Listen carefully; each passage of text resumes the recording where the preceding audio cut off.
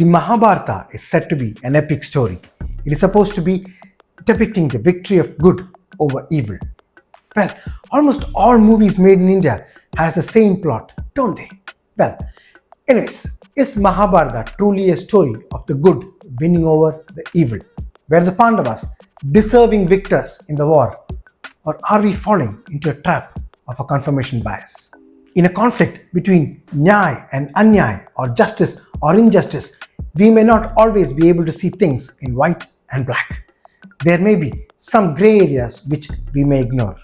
So this video is all about looking at the Mahabharata in new light, from the perspective of the Kauravas. Any story can be looked from two sides, from the protagonist end and from the antagonist end. So let us look at Mahabharata from the angle of Kauravas and see who was really on the side of adharma or injustice. So in today's video, let us look at the timeless classic fairy tale through the eyes of the Kauravas. Hello, I am Anand and you're watching the channel which discusses the evolution of gods and religions and of course debunks pseudoscience and promotes scientific temper.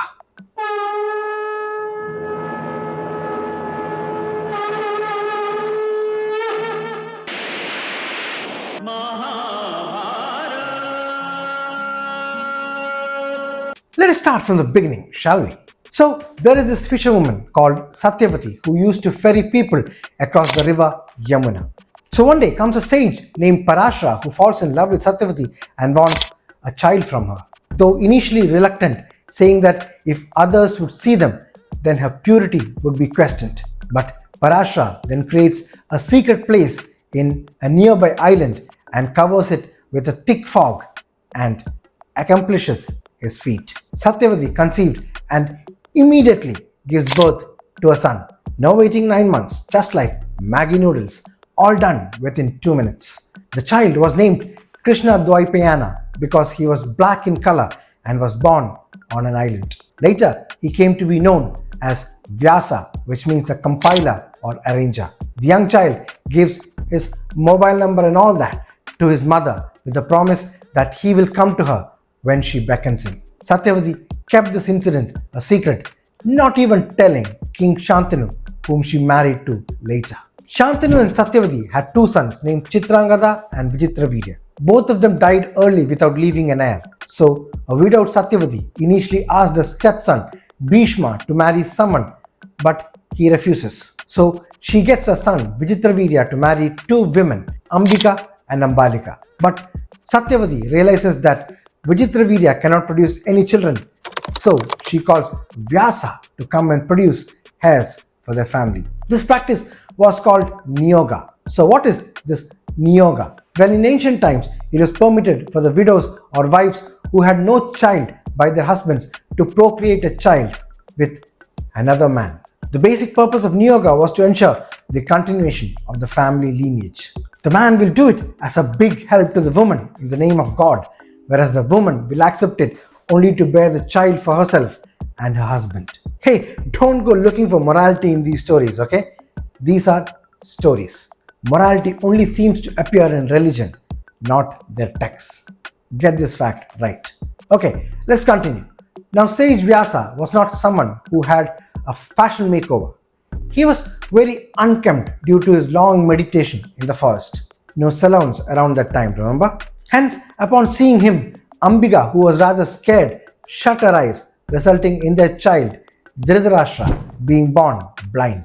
The other queen, Ambalika, turned pale about meeting Vyasa, which resulted in their child Pandu being born pale. Extremely sophisticated genetics for sure. Perfect for retired Supreme Court judges and central ministers to appear on podcasts and claim how scientifically advanced the Indian civilization was. Wonder what Satyavati did when she was conceiving Vyasa because he was born black according to the story. Anyways, realizing that both their grandsons are useless, with one being blind and another being pale, Satyavati dials Vyasa once more and requests that Vyasa meet Ambika again and grant her another son. Ambika, instead of going to Vyasa herself, sends a maid to meet him. The duty-bound maid was calm and composed, and therefore she had a healthy child who was later named Vidura.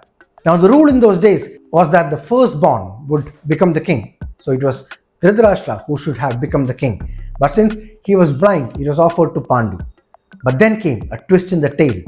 Pandu was, as customary for kings, was interested in hunting.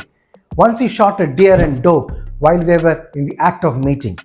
The deer was in fact a sage named Kindama in disguise. Now, why would they need to disguise themselves as animals during copulation? I'm not sure, but maybe that was their kinky fantasy. Anyways, Kindama was enraged that he was killed before he completed his operation. So he cursed Pandu that he too would die if he tried to mate with his wife. So Pandu relinquishes his kingdom and goes to the forest. So the blind Dhritarashtra becomes the king of Kuru kingdom with his capital at Hastinapura. In between, he marries Gandhari, who ties a blindfold so that she can truly experience her husband's blindness. Gandhari and Dhritarashtra had 100 sons called the Kauravas and one daughter, Dushala. Pandu marries Kunti and Madri, and they're all now in the forest. Now, Pandu does not have any heirs because he cannot touch his wives due to the curse. I don't know why they didn't try the Niyoga principle this time, but as luck should have it, Kunti had another wonderful software with her. Now, Kunti had received this boon from sage Durvasa when she was a child that she can invoke any god of her choice and he would bless her with children. And as young Kunti was really into experimentation, so she used the mantra to call upon the sun who came and bore her a son, Karna. So Kunti mentions about the software to Pandu, who agrees for Kunti to call on other gods to bear her with sons since Pandu was cursed. So she invokes Yama, from whom she gives birth to Yudhishthira, from Indra, Arjuna, and Vayu bears her Bhima. Now, she also forwards this software to Madri, who invokes the Ashwinis to complete the quintet through Nakula and Sahadeva.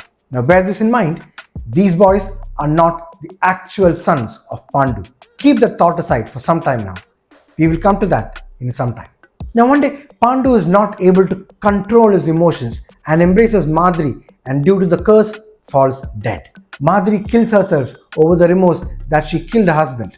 So, Kunti is left alone with 5 children born of different fathers. Now, Kunti returns back to Hastinapur. Dhritarashtra is overjoyed to see Kunti and her sons and hands them half the kingdom. Now, let us look at this act in detail. He doesn't need to do that as per the laws. As per the laws of the land at that time, the eldest son is supposed to rule the kingdom. Whether he is blind or not is not the criterion. And Pandu had relinquished his kingdom before he went away to the forest. Now, if anyone else apart from Dhritarashtra should rule the kingdom, then it should be Duryodhana, the eldest son of Dhritarashtra. No doubts there, right? So why should the Pandavas be offered any part of the kingdom? What right do they have? And here is the irony. The so-called Pandavas are not Pandavas in reality or sons of Pandu. Their bloodline is completely different. So if Kauravas were to deny them any part of the kingdom, there is no injustice there. The Pandavas have no right for a kingdom since they are not the biological sons of Pandu, and yet the story portrays that they have a stake. If you go by the laws of the land, it is Duryodhana who is supposed to be the next king since he is the eldest son of the current king. The baton would not pass on to the king's brother nor his sons, even if they are really his sons. So it is Duryodhana who has the claim for the kingdom, period. And here is where the character of Dhritarashtra gets confusing. Most of the times he is pro-Duryodhana and his other sons. But when it came to giving part of his kingdom to the Pandavas, he is anti-Kauravas. He also turns a blind eye towards many of the actions of his sons and remains blind when Draupadi is humiliated in the court later. But every time the Pandavas make a false claim for the kingdom, he relents. Not once, quite a few times in fact. Now, Pandavas get almost half the kingdom and they set up capital at Indraprastha. Now here is the next twist. The Pandavas are given half the kingdom that they are not entitled to, but their greed forces them to play dice. For what? For getting the entire kingdom. I mean, wow, talk about insatiability. And they lose everything that they had due to the cunningness of Shakuni Mama. Who can forget this character? Well, the story says that they were cheated. Fair enough, the Kauravas won not fairly but squarely. Cool. Now, Draupadi goes and cries in front of Dhritarashtra, and voila! The gracious king hands everything back to the Pandavas. I mean, come on. Which son would like their dad handing half the kingdom which they won? Anyways, I'm sure they would have learned their lesson, don't you think? Heck no, they are back again playing dice some days later, and this time knowing fully well what is at stake. The rules are set even before the game begins. The loser will have to go to the forest for 13 years and then go into incognito mode for another year. If they are found out during that year, it is back to the forest again. This time the Pandavas pledged everything that they had, including their kingdom, themselves, and their wife. Imagine. And the person who pledges his own wife is known as what? Dharmaputra or Dharmaraja. Wonderful dharma for sure. Anyways, to cut the long story short, the Pandavas lose the game and are banished into the forest. While in the forest, Draupadi asked Dharmaputra, why did he go a second time to play dice when they lost everything in the first round? Here, Dharmaputra's greed is evident because he says that there was a possibility that we could get the entire kingdom for ourselves. A kingdom that should not have been theirs in the first place. Think about it. I mean, what is the point of going to play dice twice, losing it, and then crying out loud that it was cheating? Sounds a bit like the English cricket board, right? If he knew there was foul play involved, a wise man would put his greed aside and not go and fall for the trap. Anyways, once the 14 years are up, the Pandavas return back to Hastinapura to stake their claim again. Why? But why? What is their claim here? They pledged their kingdom and lost everything. Now on what moral grounds are they coming back from exile and staking a claim for a kingdom which was never theirs in the first place? Does it make sense logically? It would if your eyes were blinded with confirmation bias. Pandu relinquished his right to be a king and went to the forest. Kunti comes back from the forest with 5 kids who are not Pandu's kids. Then they stake a claim for a kingdom which they shouldn't have. Even then, Dhritarashtra gives them half the kingdom. Now they lose even that by playing a game of dice. Not once, twice. They are exiled and then they come back asking for the same kingdom which they pledged. A very loosely woven plot, right? Maybe that is why Arjuna asked this important question while he's recited the Gita. He contemplates whether the Pandavas winning the war is just or whether it is more just if the Kauravas were to win it.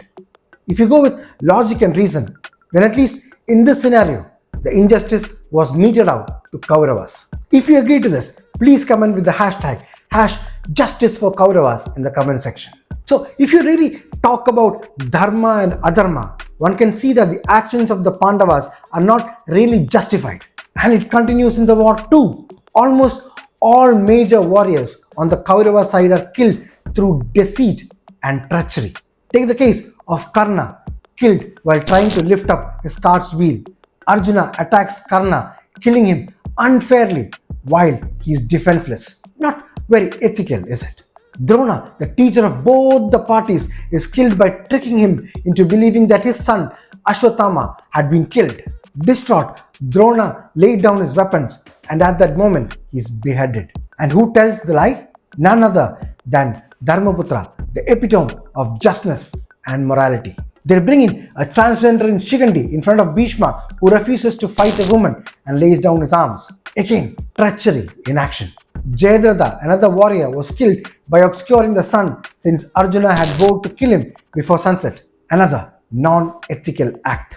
And if that is not all, finally, Duryodhana himself was killed by Bhima who hits him below the belt, literally at his thighs, which is considered dishonorable as it violates the rules of war. Where is the dharma in all this? Now, if you think Kauravas deserve a bit more respect, don't forget the hashtag #JusticeForKauravas. Now, an important message to all those keyboard warriors who may be itching to disgrace my points. Please listen to the moral of this video.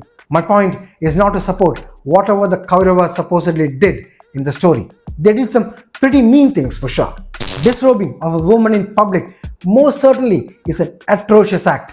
But the point that I'm trying to make here is that any story conceived by humans, there will be some moral values and some immoral values. That is understandable because that is how humans are. Now, to say that the entire morality is entirely on one set of characters is pretty far-fetched. If you look closely, one may find that morality is just a loose string and the entire thing can change if you look at it from a different perspective. To go searching for morality in a religious book will most certainly lead to such inconsistencies. The Mahabharata is a huge story from long ago that many people admire for its deep lessons and exciting tales. But if we look closer, we can see that there are parts where things aren't fair. Sometimes what is right gets mixed up with unfairness and favoritism. Instead of just believing the story the way it's being told, let us think about it carefully and understand it with logic and reason. Instead of just taking the story just as it has been passed down over time, let's look at it closely with both understanding and a readiness to face any flaws it might have. For if you ask me whether Mahabharata is a just book, my answer would be, well, it is just a book. I hope you liked this episode and found the content interesting. Credits for this video must go to Ravichandran C and his book Buddhane Ranyakalle. If you like the content on this channel, please do support it by becoming its member or through the various options which can be found in the description. Your support is the only source that pushes me to make more content. I shall be back soon with more scientific and rational content. Till then, stay skeptical.